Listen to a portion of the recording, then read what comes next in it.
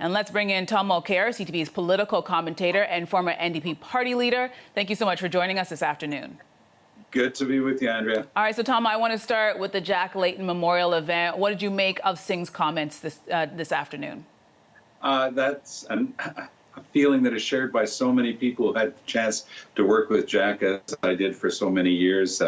He's sorely missed. He did bring the NDP into the modern era as a political party, and he did it with so much heart. And I couldn't agree more with my friend Jagmeet Singh. He inspired a lot of people, and he continues to inspire me. Absolutely. All right, let's talk about the polls. The latest nano poll shows the Conservatives are gaining on the Liberals and the NDP actually losing a percentage point. Do you think we could see O'Toole overtake Trudeau?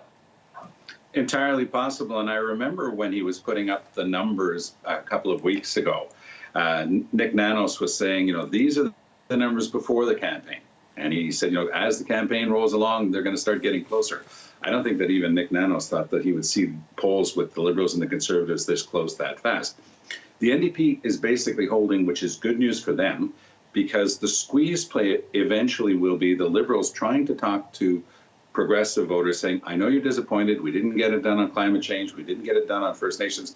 But if you don't vote for us, those horrible Conservatives are going to get in. Almost as if the only reason the Liberals exist is to block the Conservatives, but they don't have a lot on the table. It came out yesterday in a news story that they were asking their candidates to try to come up with big wow ideas because they didn't have much there, which goes right back to the problem we talked about at the beginning of the campaign when it was launched. Why are they having this campaign in the middle of a pandemic? What is the necessity for this campaign other than Mr. Trudeau and his party feeling that they're entitled to something more than the minority government that they were in? Mr. Trudeau was the Prime Minister of Canada until he dissolved Parliament. So it's a bit of a tricky situation for them right now. Now, I've never underestimated the Liberals. They're deeply experienced. They know what they're doing. But, it reminds me of this old expression, Andrea, that very often generals prepare to fight the last war. And as the Liberals flailed around and tried to stick to O'Toole some notion that he was somehow an anti-vaxxer, which turned out to be ridiculous, and tried to make him into Andrew Scheer on a woman's right to choose when he's been straight up with his party members, that he's pro-choice. It didn't work in either case. So they were preparing to fight Andrew Scheer, who's not their opponent. And it turns out that O'Toole's quite a resilient opponent. He speaks well in front of the cameras. He's really upped his French. I can tell you in Quebec, people were gobsmacked at how good this guy's French was a year after coming in when he had, approximate knowledge of French. Now his French is really colloquial, it's friendly, and he's getting his ideas across. So I think he's come as a surprise to a lot of people. Whether that will last until Election Day is another thing. Yeah, absolutely. We have to watch and see. All right, so it's neck and neck between the Liberals and Conservatives. So what can Jagmeet Singh do to catch up? Well, Jagmeet Singh's got to concentrate on his priority areas. He can't do everything at the same time. He doesn't have the resources. He doesn't have the people. We were talking about Jack Layton before. It was 5 years of hard work. I started working with Jack in 2006. And then in 2011, we had a breakthrough in Quebec. I was the first person elected in a federal general election for the NDP. Basically, for 50 years, it had ignored Quebec or not been able to break through. Then there was this magnificent breakthrough. Even in 15, we got 16 seats. But now the party's down to one, Alexandre Boulades, who's probably going to win anyway. He's a very strong local MP. But Mr. Singh is going to do the necessary steps to show that he's a national party, but he's not going to spend a lot of time in Quebec. His two key areas, in my view, will be Greater Toronto Area, where a lot of ethno-cultural communities are being spoken to by Singh in a way that really connects with them.